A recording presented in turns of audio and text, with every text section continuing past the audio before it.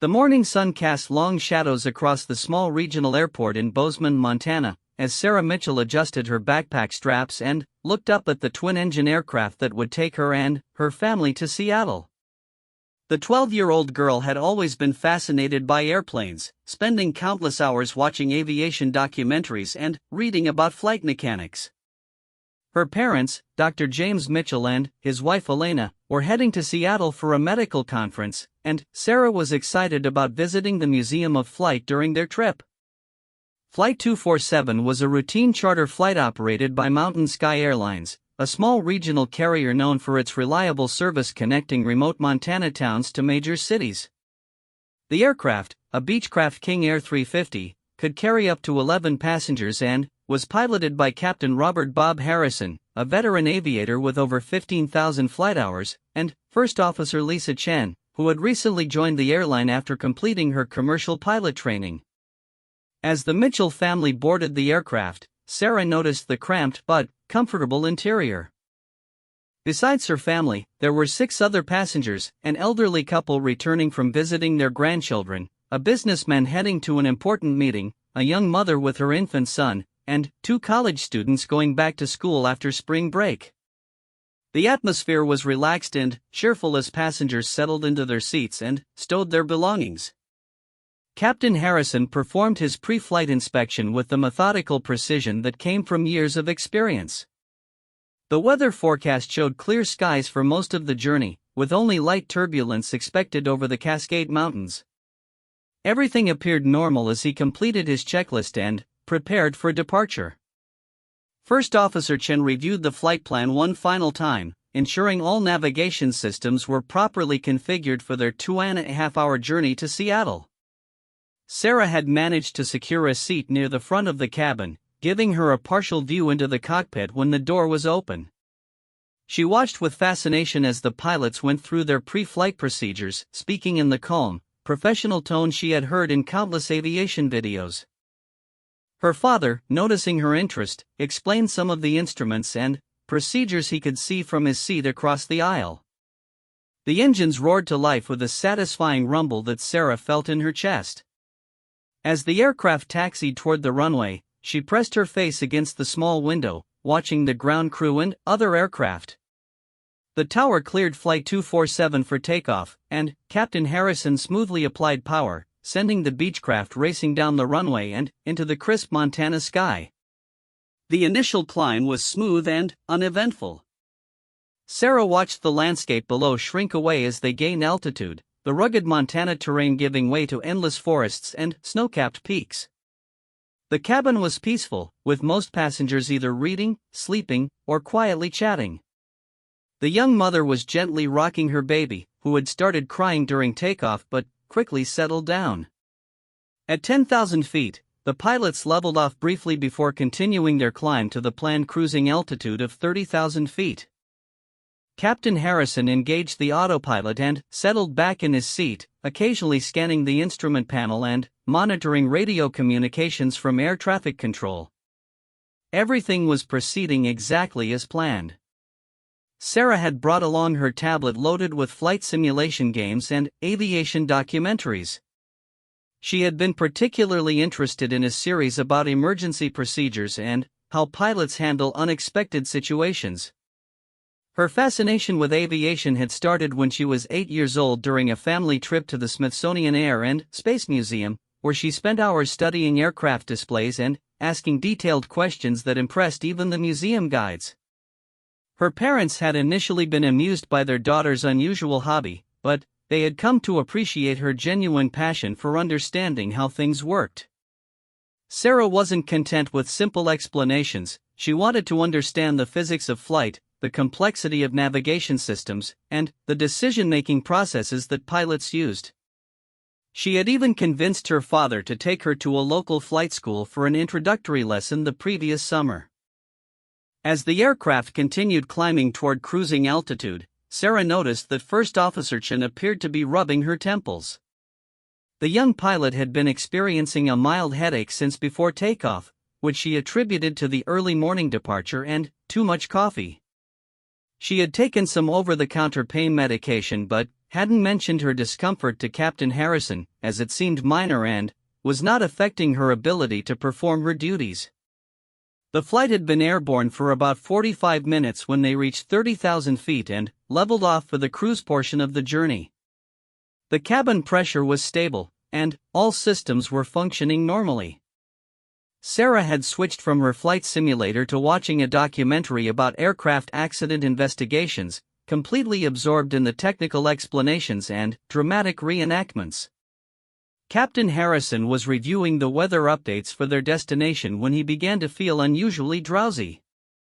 At first, he attributed it to the early morning departure and the steady drone of the engines, which could be hypnotic during long flights.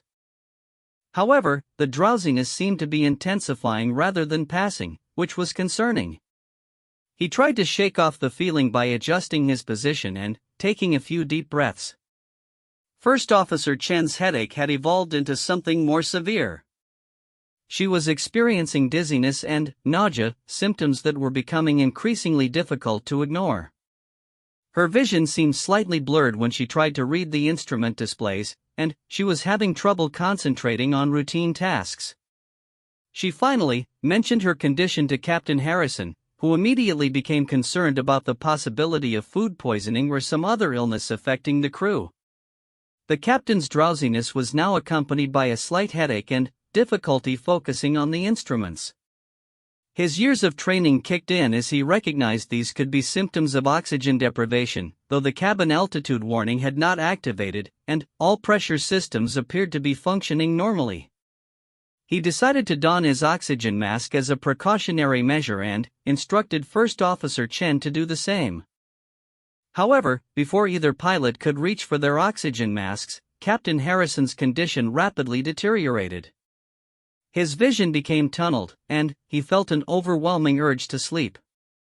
Despite his experience and training, he was unable to fight off the effects of what was later determined to be carbon monoxide poisoning from a crack in the heating system that was allowing exhaust gases to enter the cabin. First Officer Chen watched in horror as her captain slumped forward in his seat, unconscious.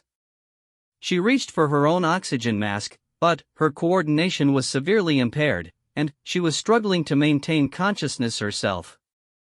The aircraft continued flying straight and level under autopilot control, but both pilots were now incapacitated and unable to respond to air traffic control or manage the flight.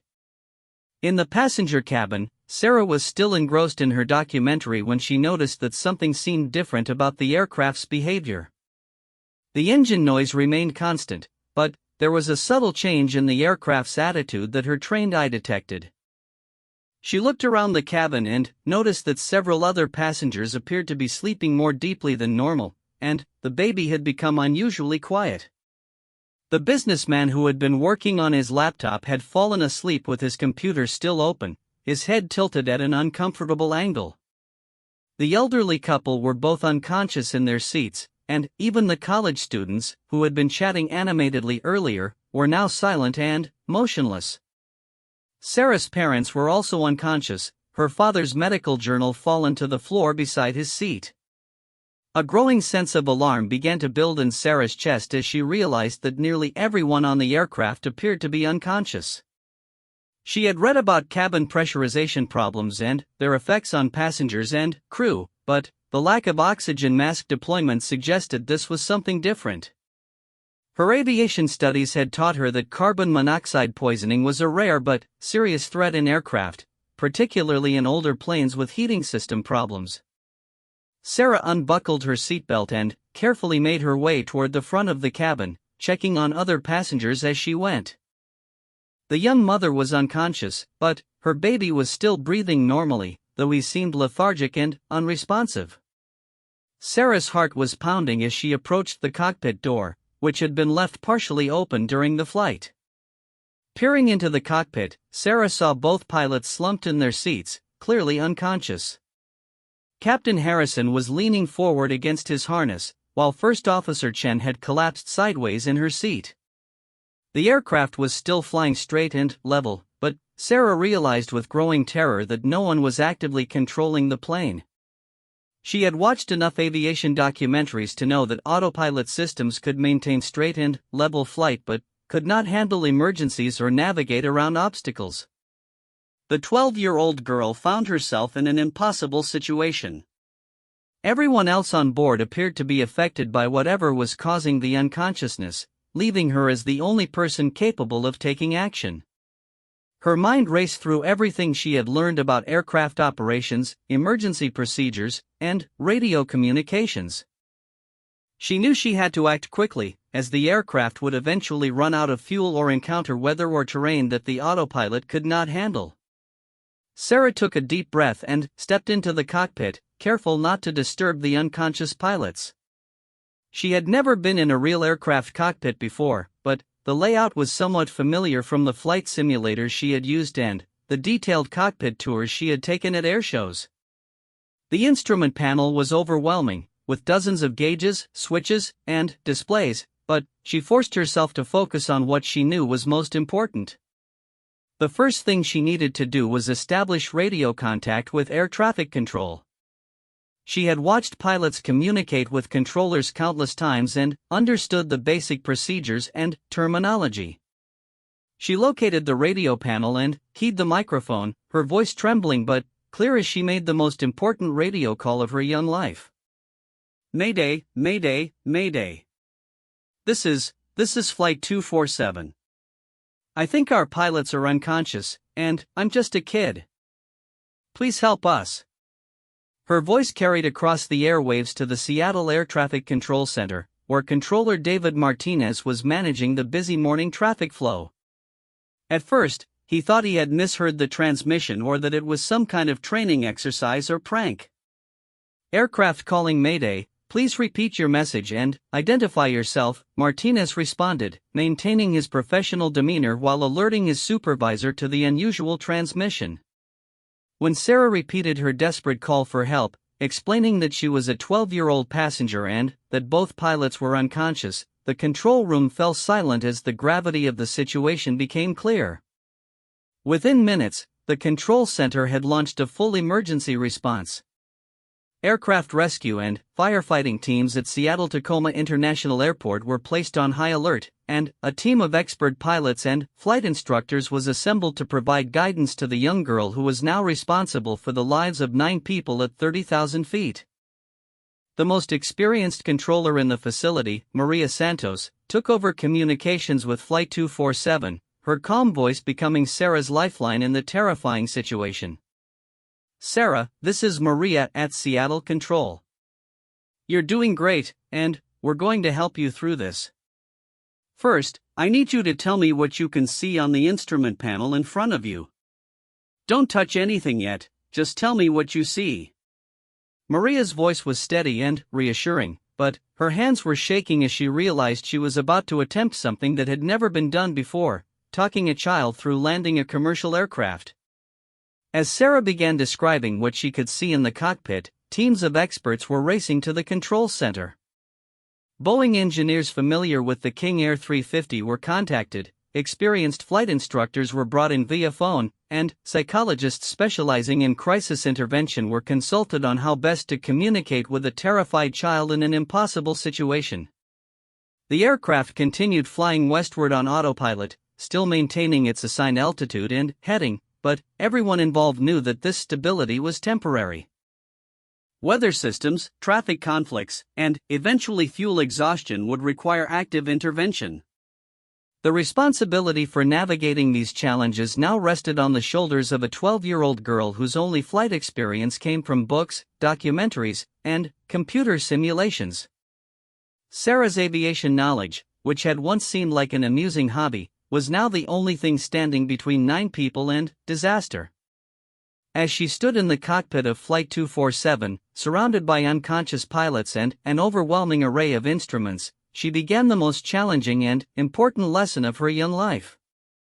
The clear Montana sky stretched endlessly ahead, and somewhere beyond the horizon, teams of experts were preparing to guide her through what many would later call the most remarkable emergency landing in aviation history.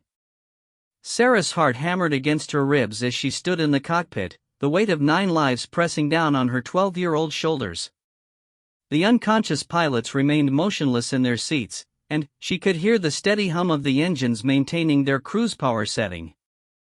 Through the cockpit windows, she saw nothing but blue sky and distant mountain peaks, a deceptively peaceful scene that masked the growing emergency unfolding inside the aircraft.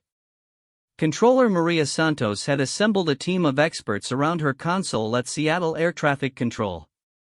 Captain Jerry Walsh, a retired airline pilot with 40 years of experience, had been contacted at his home and was now speaking directly to Sarah through the radio. His voice was grandfatherly and calm, carefully modulated to avoid causing additional panic in the already terrified child.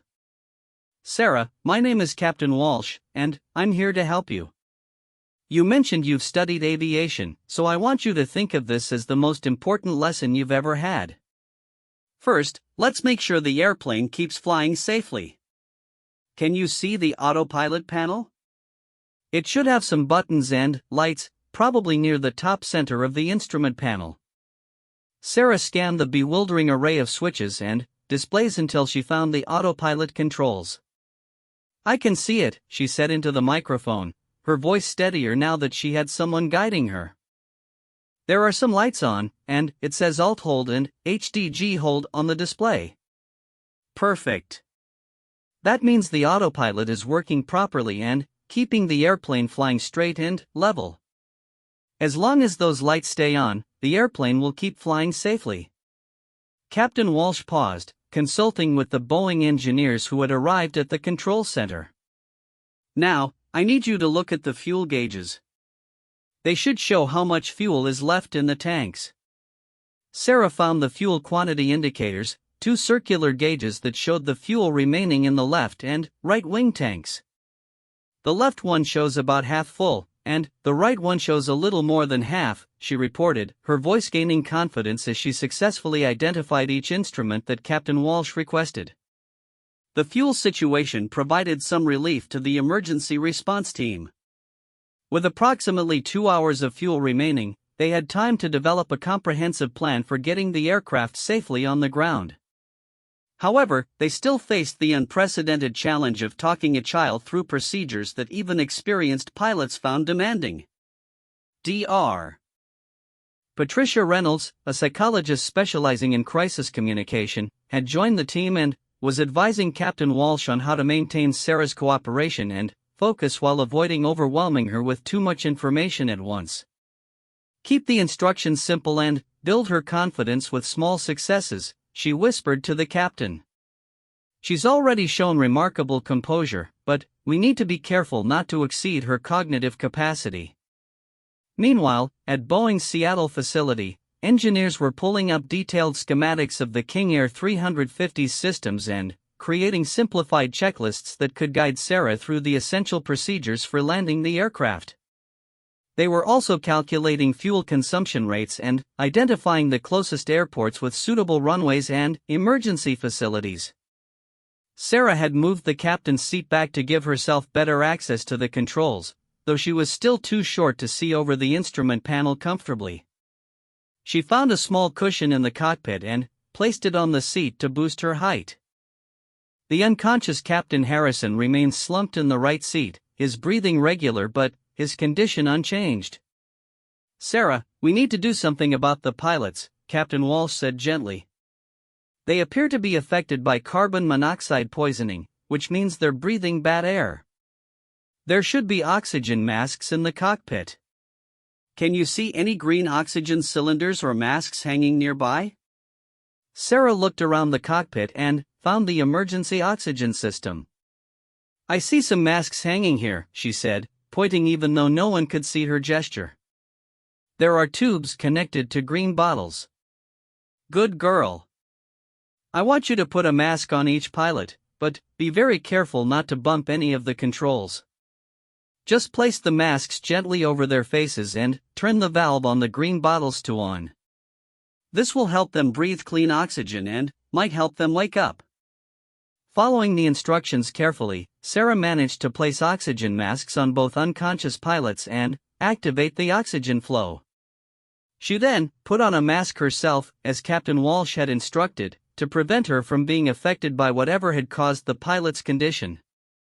The oxygen felt cool and clean in her lungs, and she immediately felt more alert.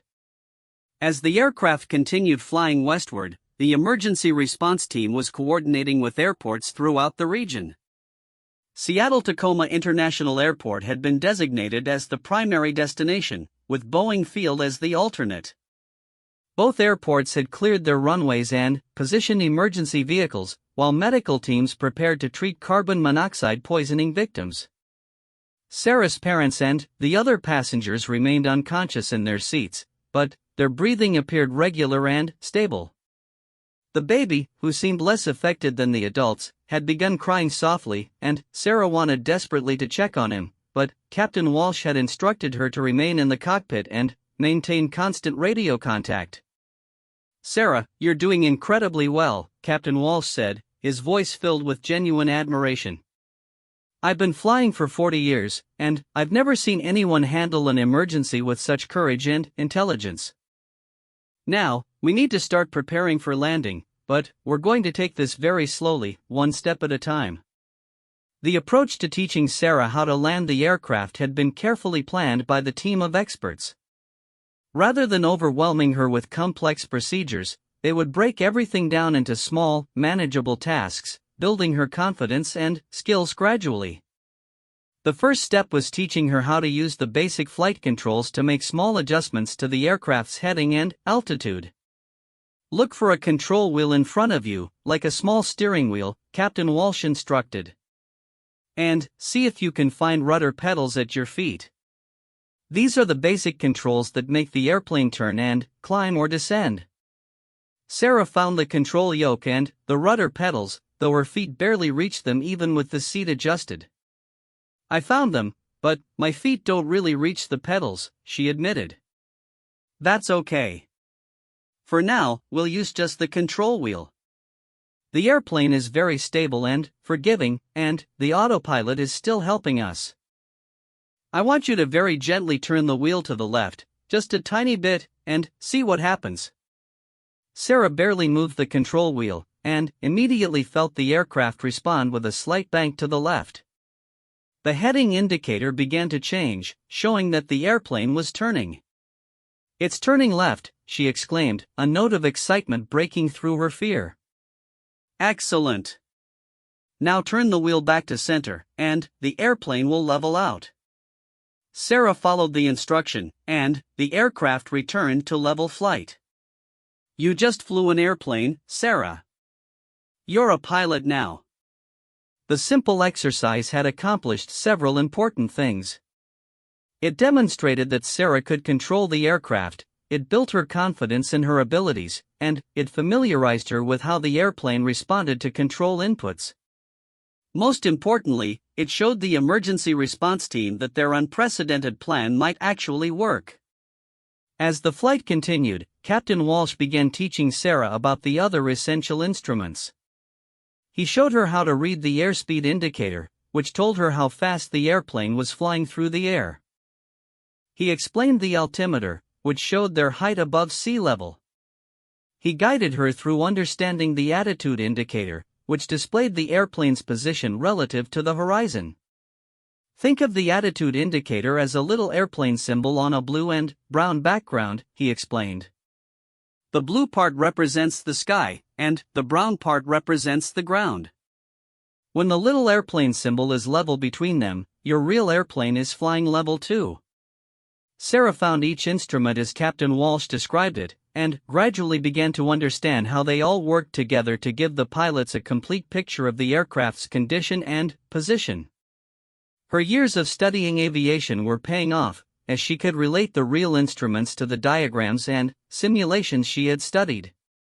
The team at Seattle Control was working frantically to plan the approach and landing.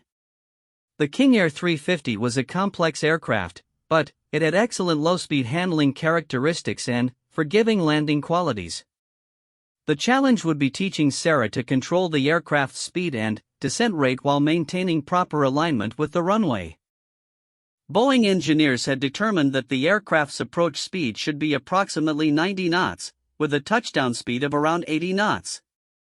These numbers meant nothing to most 12-year-olds, but Sarah had studied enough aviation to understand the concepts of approach speed and touchdown speed. The key would be teaching her to recognize these speeds on the airspeed indicator and make appropriate power adjustments.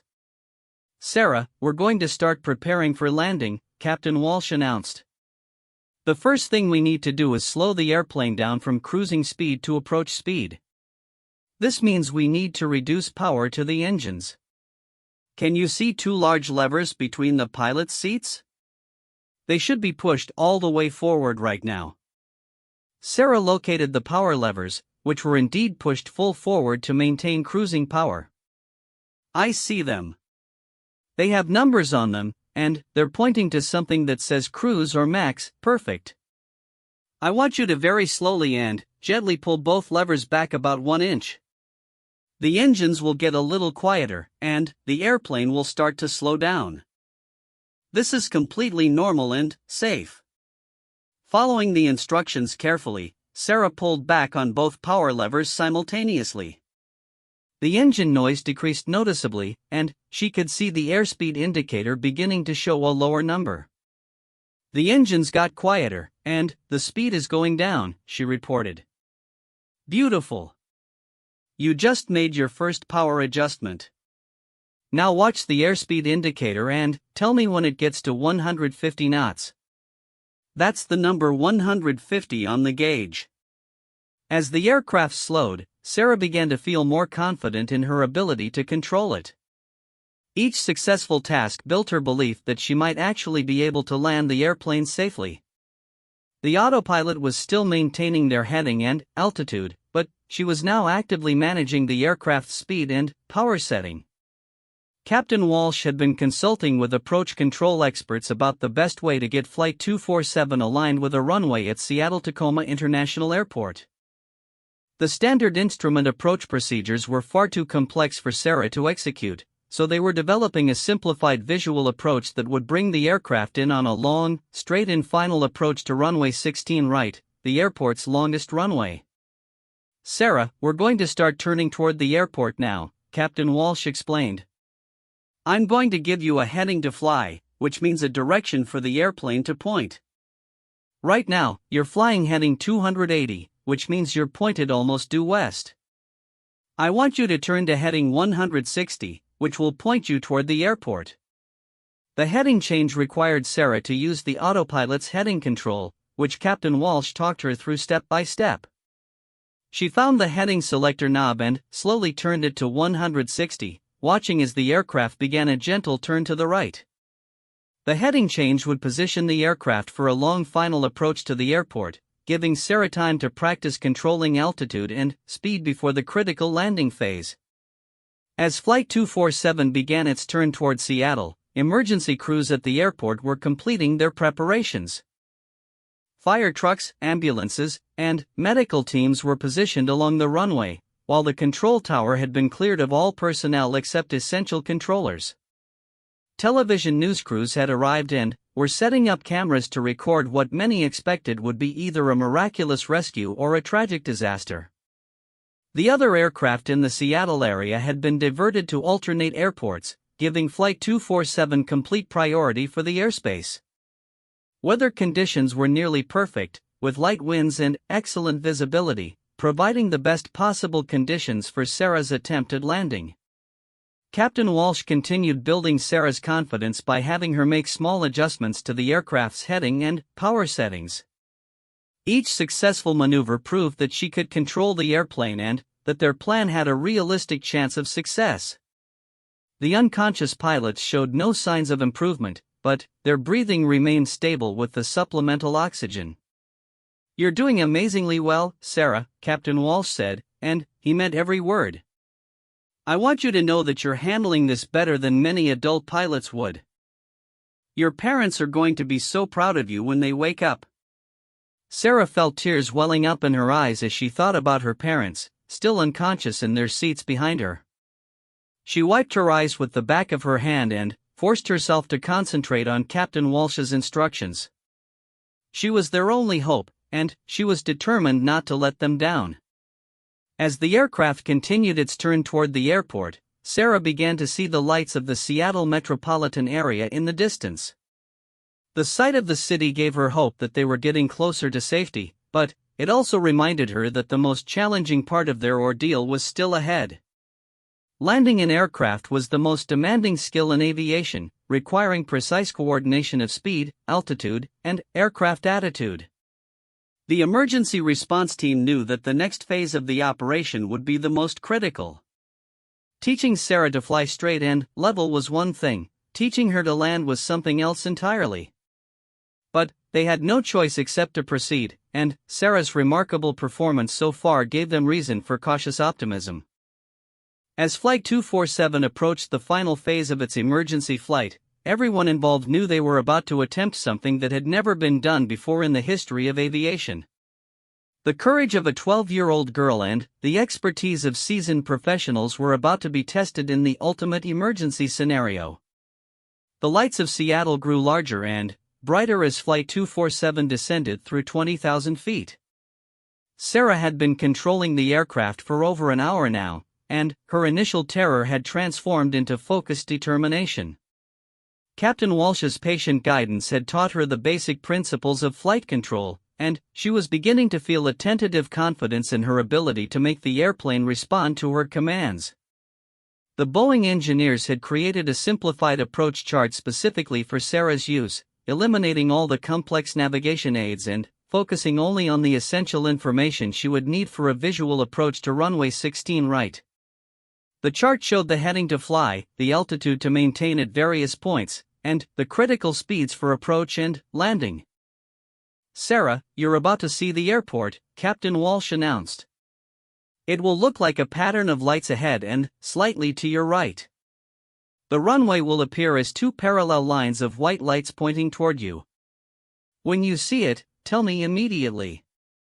Sarah peered through the cockpit windscreen, scanning the horizon for any sign of the airport. The Seattle metropolitan area spread out below them like a carpet of lights, making it difficult to distinguish the airport from the surrounding city.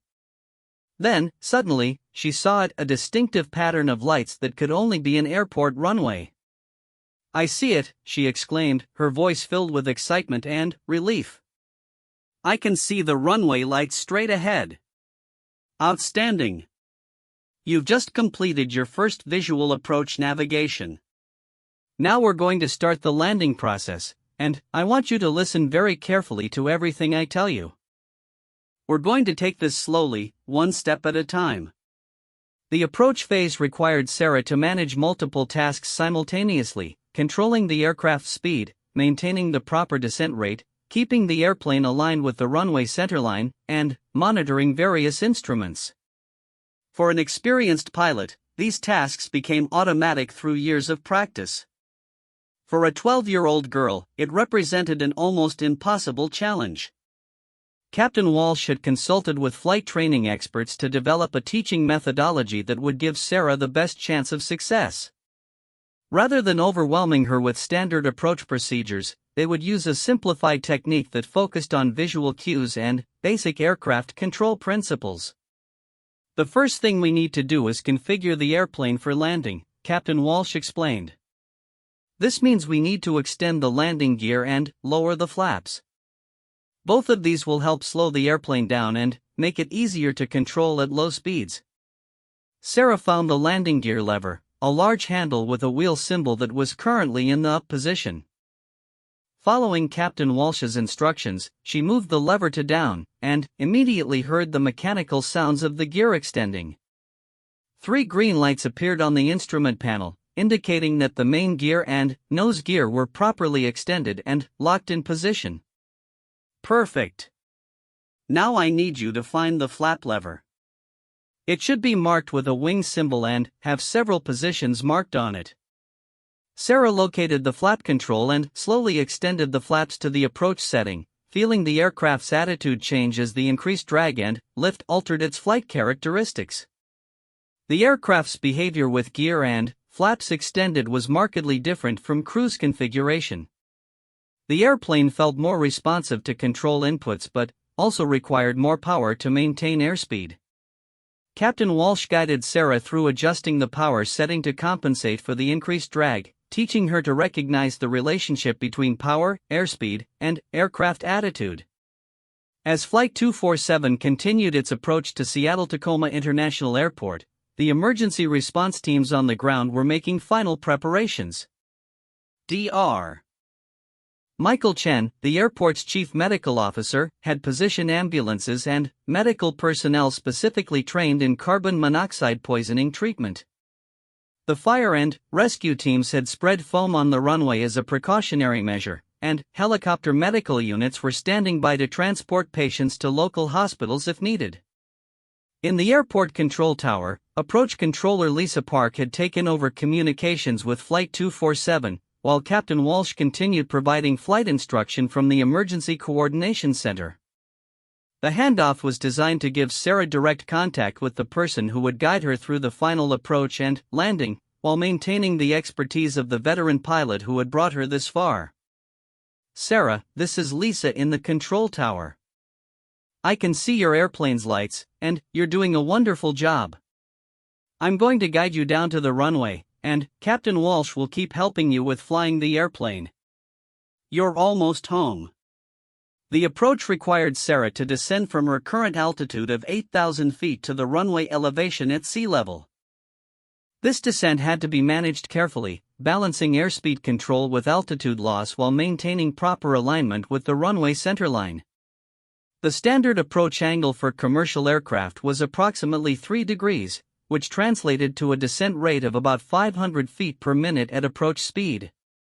Captain Walsh simplified these calculations for Sarah, teaching her to recognize the proper approach angle by looking at the runway through the windscreen. "The runway should appear to stay in the same place on the windscreen," he explained. "If it moves up, you're descending too steeply and need to add power.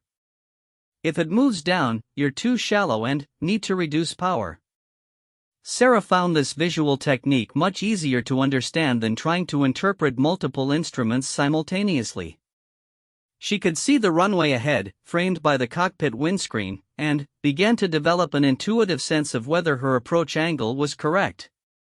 When the runway appeared to be rising in her view, she added power as instructed. When it seemed to sink, she reduced power slightly. The aircraft was now at 5,000 feet and about 10 miles from the runway. Sarah's control of the airplane had become increasingly smooth and confident, though she still required frequent guidance from Captain Walsh. The most challenging aspect was coordinating all the different control inputs, power changes, elevator adjustments, and rudder inputs to maintain a stable approach. "Remember, Sarah, small corrections work better than large ones," Captain Walsh reminded her. "If you need to change something, make a small adjustment and see what happens before making another change. The airplane wants to fly, so you don't need to fight it." As they descended through 3,000 feet, Sarah began to feel the reality of the situation settling in. She was actually going to attempt to land this airplane, with 9 lives depending on her 12-year-old hands. The weight of responsibility was enormous, but she found strength in Captain Walsh's calm confidence and in her own growing belief that she could succeed. The approach controllers had cleared all other aircraft from the airport's vicinity, giving Flight 247 complete priority for the airspace. Emergency vehicles were positioned along both sides of the runway, their flashing lights visible even from several miles away. Television helicopters hovered at a safe distance, broadcasting live coverage of the unprecedented emergency to audiences around the world. Inside the aircraft cabin, the unconscious passengers remained stable but unresponsive. Sarah's father had shown slight signs of movement when the oxygen masks were first applied, but he had not regained consciousness. The young mother's baby was awakened, crying softly, apparently less affected by the carbon monoxide than the adult passengers. 2,000 feet, Sarah, Controller Park announced. "You're 5 miles from the runway and right on course. Your altitude and speed look perfect." The runway was now clearly visible ahead, appearing as a wide strip of concrete bordered by bright white lights. Sarah could see the emergency vehicles positioned along the sides, their red and blue lights flashing in the evening darkness. The sight was both reassuring and intimidating. Help was waiting for them, but it also emphasized the seriousness of their situation.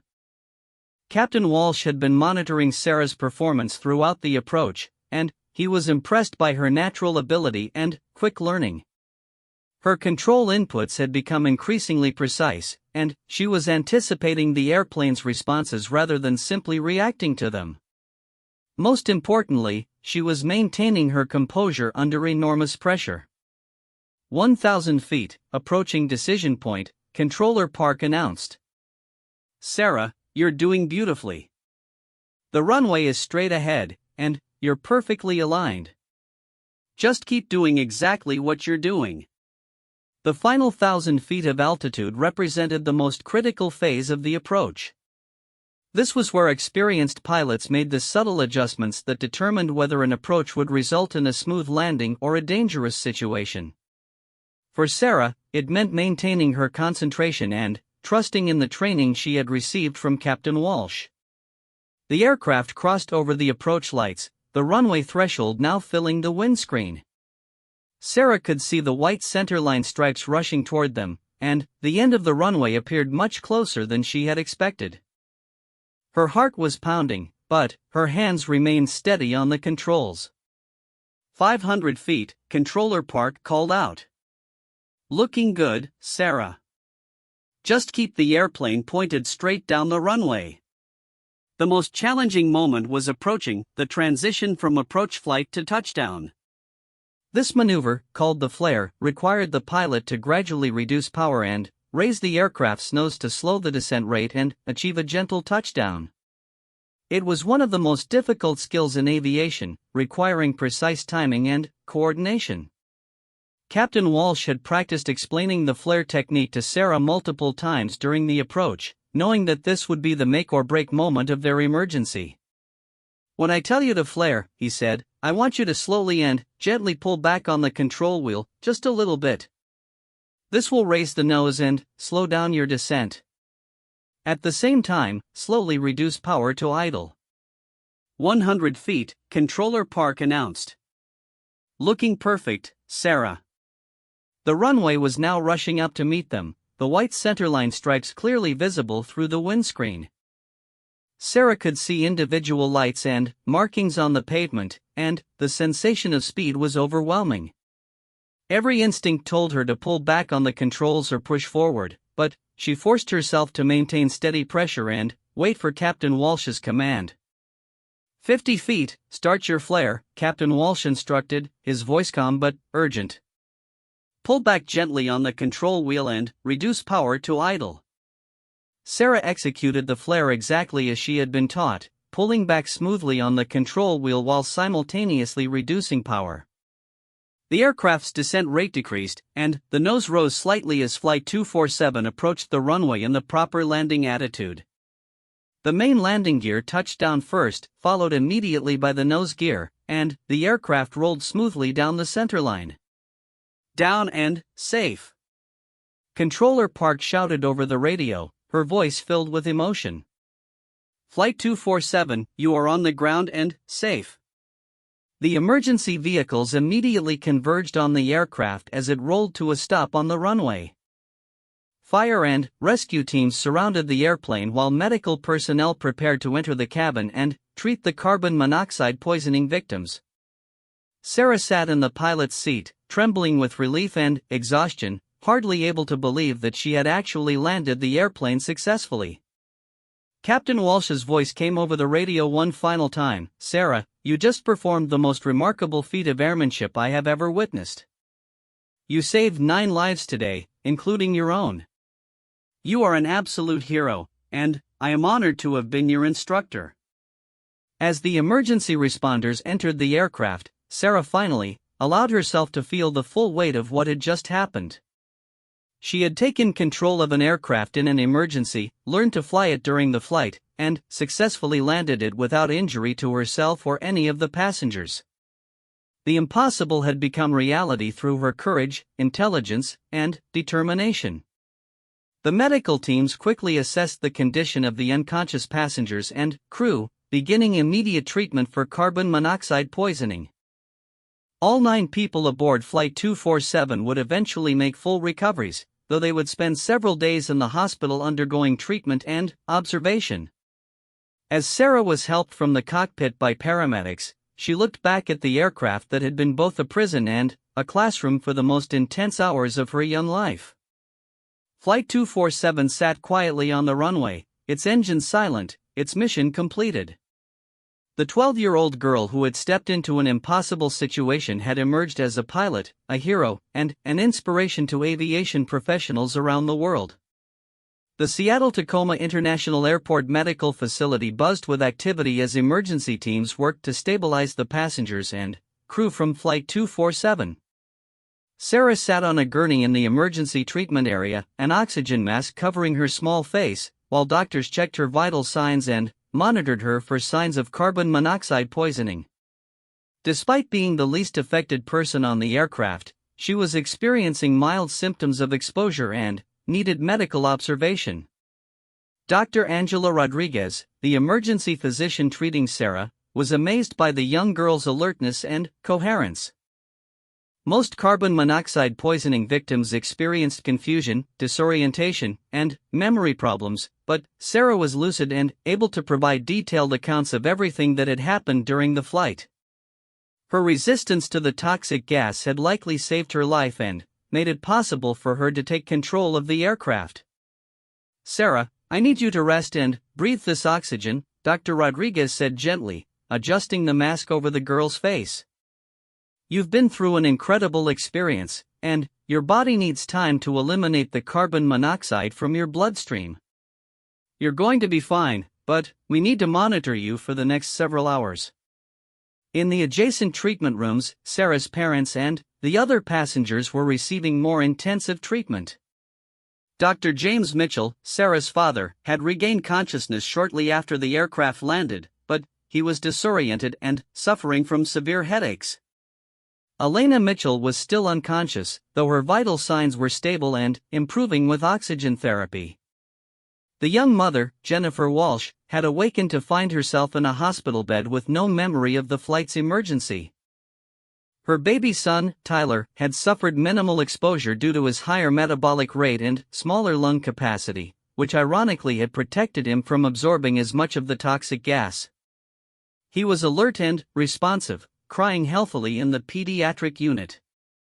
Captain Harrison and First Officer Chen were in the most serious condition, having been exposed to the highest concentration of carbon monoxide in the cockpit. Both pilots remained unconscious and were receiving hyperbaric oxygen therapy to accelerate the elimination of carbon monoxide from their bloodstreams. Dr. Michael Chen, the hospital's toxicology specialist, was cautiously optimistic about their recovery but warned that they might experience neurological effects for weeks or months. As news of Sarah's extraordinary feat spread beyond the airport, media outlets from around the world began converging on Seattle. The story of a 12-year-old girl successfully landing a commercial aircraft captured the imagination of people everywhere, and requests for interviews and photographs poured in from news networks, aviation magazines, and documentary filmmakers. Captain Walsh, who had guided Sarah through her landing, arrived at the hospital within hours of the emergency. He had been flying to Seattle when the crisis began and had driven directly from the airport to meet the young pilot whose courage had amazed even veteran aviators. As he entered Sarah's room, carrying a bouquet of flowers and a model airplane, his eyes were filled with tears of admiration and relief. "Sarah, I had to come see you in person," Captain Walsh said, his voice thick with emotion. "In 40 years of flying, I have never encountered anyone with your natural ability and composure under pressure. You have the instincts of a pilot who has been flying for decades." Sarah removed her oxygen mask long enough to speak, her voice still somewhat weak but her spirit clearly strong. "Captain Walsh, I couldn't have done it without you teaching me. When I first got on the radio, I was so scared I could barely talk. You made me believe I could actually fly the airplane." The interaction between the experienced pilot and the young girl drew the attention of everyone in the medical unit. Nurses paused in their duties to listen as Captain Walsh described specific moments during the flight when Sarah had demonstrated exceptional airmanship. Her ability to maintain aircraft control while managing radio communications, her intuitive understanding of the relationship between power and airspeed, and her steady nerves during the approach and landing had impressed all the aviation professionals involved in the emergency. Federal Aviation Administration investigators arrived at the hospital to begin their preliminary interviews about the incident. Sarah's account would be crucial to understanding exactly what had happened aboard Flight 247 and how such an emergency could be prevented in the future. The FAA team was led by Senior Inspector Patricia Williams, who specialized in aircraft systems failures and had investigated hundreds of aviation incidents over her 20-year career. "Sarah, we know you're tired and need to rest, but when you're feeling better, we'd like to talk with you about what you experienced during the flight," Inspector Williams said. "Your observations will help us understand what went wrong with the aircraft and how we can make flying safer for everyone." The preliminary investigation had already identified carbon monoxide poisoning as the cause of the crew and passenger incapacitation. A crack in the aircraft's heating system had allowed exhaust gases to enter the cabin ventilation system, gradually poisoning everyone on board. Sarah's survival was attributed to her position near the cockpit door, where air circulation patterns had provided slightly cleaner air, and her smaller body mass, which allowed her to remain conscious longer than the adults. The investigation would eventually reveal that the heating system failure was the result of inadequate maintenance and inspection procedures. The crack that caused the carbon monoxide leak had been developing for months, but it had not been detected during routine inspections. The incident would lead to significant changes in aircraft maintenance requirements and carbon monoxide detection systems for commercial aviation. As Sarah rested in her hospital bed, aviation experts around the world were analyzing the unprecedented emergency and its successful resolution. The procedures that Captain Walsh had used to teach Sarah how to fly and land the aircraft were being studied as a potential template for similar future emergencies.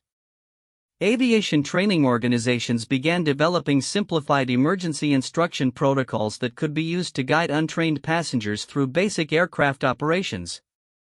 The Boeing company issued a statement praising Sarah's extraordinary performance and Captain Walsh's expert guidance. Company engineers were particularly impressed by Sarah's ability to understand and execute complex aircraft procedures with minimal instruction.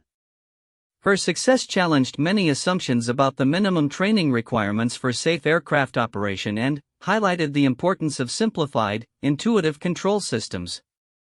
Dr. James Mitchell regained full consciousness on the second day of hospitalization, and his first coherent question was about his daughter's condition. When nurses told him that Sarah had saved everyone on board by landing the aircraft, he initially refused to believe them. The idea that his 12-year-old daughter had successfully piloted a commercial airplane seemed impossible, even to someone who knew about her aviation interests. "I need to see Sarah immediately," Dr. Mitchell said, attempting to sit up despite his weakness. "I need to hear this from her directly." "My daughter landing an airplane?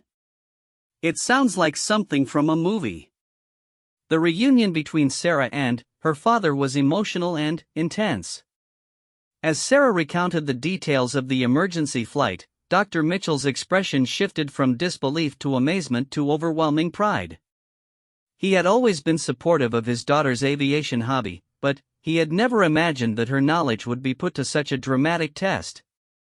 "Sarah, I am so proud of you I can barely find words," Dr. Mitchell said, holding his daughter's hand tightly. "You saved my life, you saved your mother's life, and you saved everyone else on that airplane. You are the most remarkable person I have ever known." Elena Mitchell regained consciousness on the third day and had a similar reaction to the news of her daughter's heroic actions. As a mother, she was simultaneously proud of Sarah's courage and terrified by the danger her daughter had faced. The thought of her 12-year-old child alone in a cockpit, responsible for 9 lives, was almost too overwhelming to comprehend. The other passengers from Flight 247 had varying reactions as they learned about their rescue. The elderly couple, Harold and Martha Stevens, were amazed that such a young person had possessed the knowledge and composure to save their lives. The businessman, Robert Chen, immediately began making inquiries about how he could support Sarah's future aviation education. Jennifer Walsh, the young mother, was particularly emotional about Sarah's role in their survival. As she held her baby son Tyler, she realized that both their lives had been saved by a girl only slightly older than her child. She made a promise to herself that she would ensure Tyler grew up knowing about Sarah's courage and would always remember how one person's knowledge and bravery had given them both a future. The college students, Marcus Thompson and Lisa Rodriguez, were inspired by Sarah's story to consider careers in aviation themselves. Both had been studying business and engineering respectively, but the dramatic rescue had opened their eyes to the challenges and rewards of aviation careers. They visited Sarah in the hospital to thank her personally and to learn more about her interest in flying.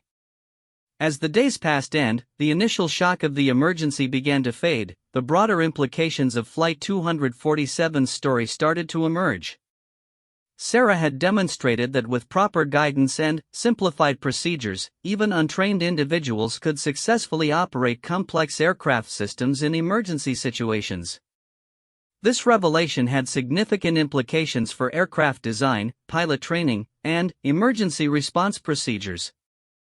The Federal Aviation Administration announced that it would be conducting a comprehensive review of emergency procedures and aircraft systems design based on lessons learned from Flight 247.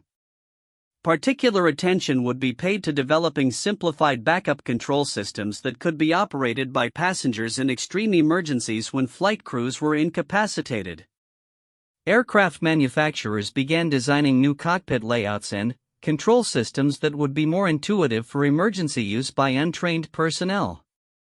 The success of Captain Walsh's simplified instruction methods led to the development of computer-based emergency training systems that could guide passengers through basic flight operations using clear, step-by-step audio and visual instructions. Sarah's story also highlighted the importance of aviation education and the value of encouraging young people to learn about flight principles and aircraft systems. Several aviation organizations announced new scholarship programs designed to support young people interested in aviation careers, with the first scholarships being offered to Sarah Mitchell in recognition of her remarkable achievement. The psychological impact of the emergency on Sarah was carefully monitored by specialized counselors who worked with trauma victims. Despite the extraordinary stress she had experienced, Sarah showed remarkable resilience and emotional stability. Her passion for aviation had not been diminished by the harrowing experience. If anything, it had been strengthened by her first-hand knowledge of what she could accomplish. Dr. Susan Martinez, the child psychologist treating Sarah, was impressed by the girl's mature understanding of what had happened and her realistic assessment of her own actions. Sarah has an unusual ability to process stressful experiences in a healthy way, Dr. Martinez observed. She understands the seriousness of what happened, but she doesn't appear to be traumatized by it. Instead, she seems energized by having successfully met such an enormous challenge. As Sarah prepared to leave the hospital after 4 days of observation and treatment, she reflected on how the experience had changed her perspective on aviation and on life in general. The abstract concepts she had studied in books and documentaries had become vivid, real-world experiences that she would never forget. Most importantly, she had learned that knowledge combined with courage could overcome seemingly impossible obstacles.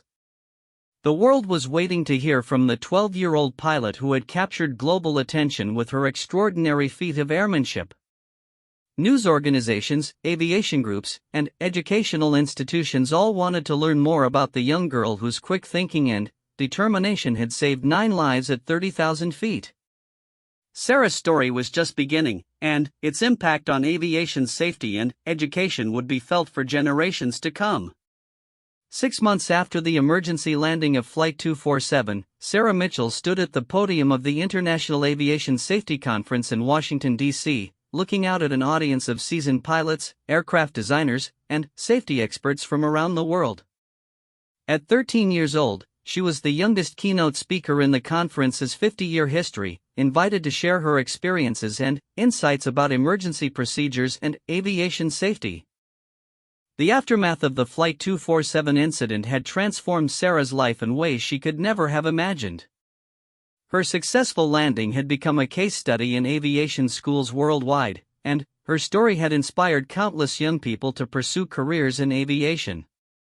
The technical analysis of her performance had led to significant changes in aircraft design and emergency training protocols throughout the industry.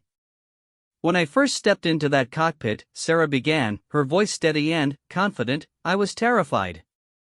But I had something that helped me survive: knowledge. Every documentary I had watched, every book I had read about aviation, suddenly became a tool for survival. This experience taught me that learning is never just academic, it can literally be a matter of life and death." The audience listened intently as Sarah recounted the critical moments of the emergency flight, focusing not on the drama but on the specific procedures and decisions that had made survival possible. Her presentation was technical and precise, demonstrating a sophisticated understanding of aviation principles that impressed even the most experienced professionals in attendance. Dr. Patricia Williams, the FAA investigator who had led the inquiry into Flight 247, had completed her comprehensive report 6 weeks after the incident. The investigation revealed that the carbon monoxide leak had resulted from a combination of maintenance oversight and design flaws in the aircraft's heating system. More importantly, the successful resolution of the emergency had highlighted critical gaps in existing emergency procedures for passenger-assisted aircraft control. Sarah Mitchell's achievement was not just a matter of luck or natural talent, Dr. Williams explained during her presentation at the same conference. Her success resulted from the intersection of knowledge, proper instruction, and aircraft systems that were inherently stable and forgiving. This incident has forced us to reconsider our assumptions about emergency procedures and has led to significant improvements in aircraft design and pilot training. The changes implemented following the Flight 247 investigation were comprehensive and far-reaching. Aircraft manufacturers were required to install carbon monoxide detectors in all passenger compartments, with automatic ventilation system shutoffs triggered by dangerous gas levels. Emergency oxygen systems were redesigned to provide immediate access to all occupants, rather than relying on manual deployment by crew members. Perhaps most significantly, aircraft manufacturers began developing simplified emergency control systems that could be activated when regular crew members were incapacitated. These systems, dubbed passenger assist modes, provided basic autopilot controls and radio communications through touchscreen interfaces with audio guidance similar to what Captain Walsh had provided to Sarah. Boeing had taken the lead in developing these emergency systems, creating a prototype based directly on the procedures that had proven successful during Sarah's emergency landing. The company had consulted extensively with Sarah and Captain Walsh to understand exactly which instruments and controls were essential for basic aircraft operation and which could be eliminated or simplified for emergency use. Captain Walsh had become something of a celebrity in aviation training circles for his innovative approach to emergency instruction. His method of breaking complex procedures into simple, understandable steps had been analyzed and incorporated into training programs for both professional pilots and emergency responders. He had been awarded the International Aviation Safety Foundation's highest honor for his role in saving Flight 247. Teaching Sarah to land that airplane was like compressing 4 years of flight training into 2 hours, Captain Walsh explained during an interview with Aviation Week magazine. The key was identifying the absolute essentials and eliminating everything else. Most of what we teach student pilots is important for normal operations, but in a true emergency, you need to focus only on the basics: keep the airplane flying, find the airport, and get on the ground safely. The simplified emergency procedures developed from Sarah's experience were being tested at flight training centers around the world. Initial results were promising, with test subjects who had no previous aviation experience successfully completing basic flight operations after receiving streamlined instructions similar to what Sarah had received from Captain Walsh. Sarah's academic life had been significantly impacted by her newfound fame and expertise. Her school had arranged for independent study programs that allowed her to pursue advanced aviation courses typically reserved for college students. She was working with aerospace engineering professors at the University of Washington on projects related to aircraft safety systems and emergency procedures design. The Federal Aviation Administration had offered Sarah an unprecedented opportunity to participate in aircraft certification testing as a consultant on emergency procedures. While she was far too young to be an official test pilot, her unique perspective as someone who had successfully operated an aircraft with minimal training was considered invaluable for evaluating new safety systems. Major airlines had begun implementing new training programs for flight attendants based on lessons learned from Flight 247.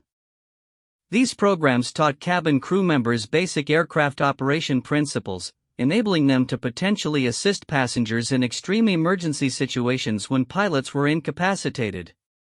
While such scenarios were extremely rare, the Flight 247 incident had demonstrated their possibility and the importance of preparation. Sarah's parents had initially been overwhelmed by the attention their daughter received following the emergency landing. Interview requests from around the world, offers from book publishers and movie producers, and invitations to speak at conferences and aviation events had flooded their home. They had worked carefully to protect Sarah's privacy while allowing her to share her story with people who could benefit from her experience.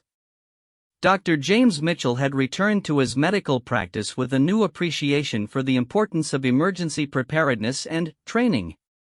His daughter's experience had inspired him to become more involved in emergency medicine training programs, particularly those focused on preparing healthcare workers for mass casualty incidents involving toxic exposures.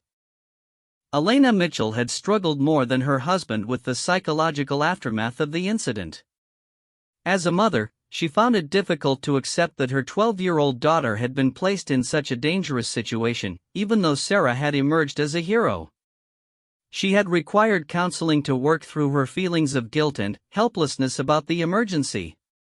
The other passengers from Flight 247 had all made complete physical recoveries from their carbon monoxide poisoning, though several experienced ongoing neurological effects that required months of rehabilitation. Captain Harrison and First Officer Chen had returned to flying after extensive medical evaluations and additional training, though both acknowledged that their careers had been forever changed by the experience of being rescued by a child.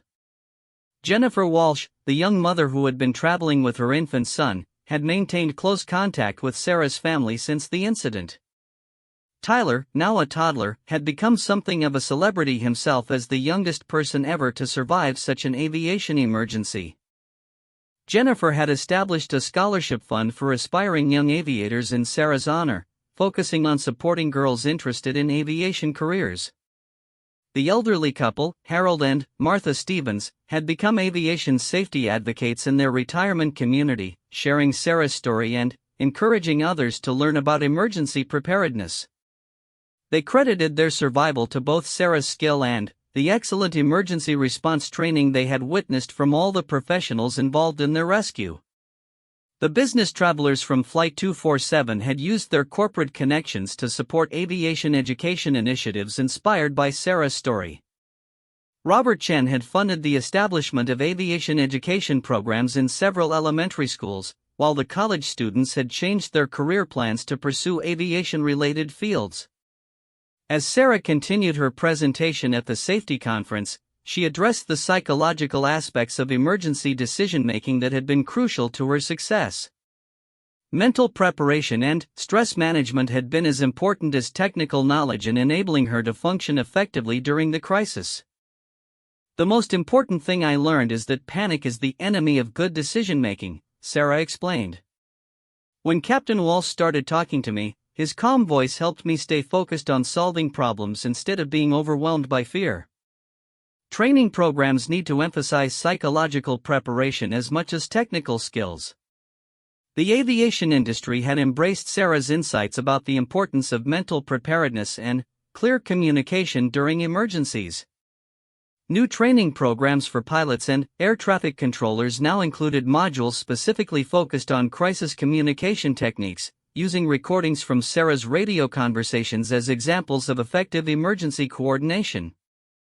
Simulator manufacturers had developed training scenarios based on the Flight 247 incident, allowing pilots and controllers to practice the unique challenges of guiding untrained passengers through aircraft operations.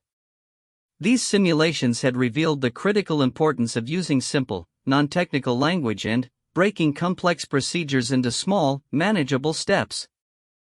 Sarah's influence on aviation safety extended beyond technical procedures to broader questions about aircraft design philosophy. Her successful use of the aircraft's basic systems had demonstrated the value of designing controls and displays that were intuitive and user-friendly, rather than optimized solely for trained professionals. The success of Flight 247's emergency landing had also sparked discussions about the role of automation in aviation safety.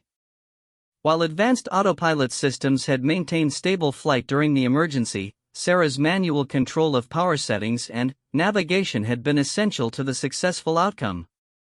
This experience supported arguments for maintaining human pilot skills even as aircraft became increasingly automated. As Sarah concluded her presentation, she looked ahead to her future in aviation. At 13, she was already more knowledgeable about aircraft operations than many adult pilots, and her unique experience had opened doors to educational and career opportunities that few people ever received. Several universities had offered her early admission to aerospace engineering programs, and multiple airlines had expressed interest in supporting her future pilot training. "My goal is to help make flying safer for everyone," Sarah said in closing her presentation. "This experience taught me that knowledge, preparation, and clear thinking can overcome even the most impossible situations. I want to spend my career developing better training methods, safer aircraft designs, and more effective emergency procedures so that no one else has to face what we went through on Flight 247. The standing ovation that followed Sarah's presentation lasted for several minutes, with hardened aviation professionals moved to tears by the young girl's courage, intelligence, and dedication to improving aviation safety. Her transformation from passenger to pilot to safety advocate represented a unique chapter in aviation history, one that would influence aircraft design and emergency procedures for generations to come. As she left the podium, Sarah reflected on how far she had come since that terrifying morning when she had first keyed the radio microphone aboard Flight 247. The scared 12-year-old girl who had stepped into an impossible situation had become a confident young woman with the knowledge and determination to make aviation safer for millions of future passengers. Her story would continue to inspire and educate, ensuring that the lessons learned at 30,000 feet would benefit aviators and passengers around the world for decades to come. The legacy of Flight 247 lived on not just in the technical improvements it had sparked, but in the proof it provided that ordinary people could achieve extraordinary things when equipped with knowledge, courage, and proper guidance. Sarah Mitchell had shown the world that heroes could emerge from the most unexpected places, and that the combination of human determination and technical expertise could triumph over seemingly impossible odds.